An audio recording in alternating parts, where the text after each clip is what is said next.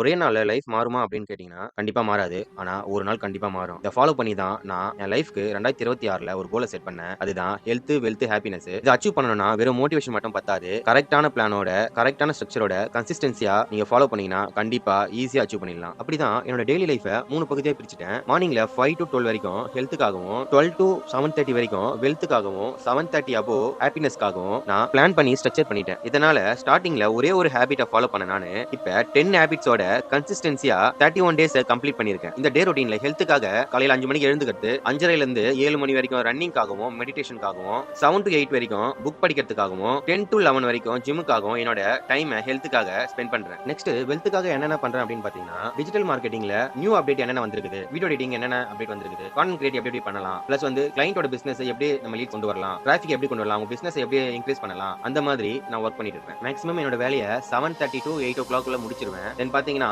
Maximum என்னோட dinner 8 o'clock ல இருந்து 9 o'clock குள்ள முடிக்க பார்ப்பேன். ஏன்னு கேட்டீங்கன்னா அப்பதான் காலையில சீக்கிரமா எழுந்துக்க முடியும். அதனால தான். அப்புறம் 9:30க்குலாம் நாளைக்கு நாம என்ன பிளான் பண்ணியிருக்கிறோம் அப்படின்றத நோட் பேட்ல எழுதி வச்சிருவேன். அப்பதான் நம்மளுக்கு நாளைக்கு நம்ம செய்யும்போது வேலை கொஞ்சம் ஈஸியா இருக்கும். அப்புறம் 10 மணிக்கெல்லாம் நான் தூங்க போயிடுவேன். அப்பதான் ஈஸியா காலையில எழுந்துக்க முடியும். நீங்களும் உங்களோட ஹேபிட்ஸ் எல்லாம் சேஞ்ச் பண்ணணும் அப்படின்னு நினைச்சீங்கன்னா கண்டிப்பா என்ன ஃபாலோ பண்ணுங்க. தேங்க்யூ.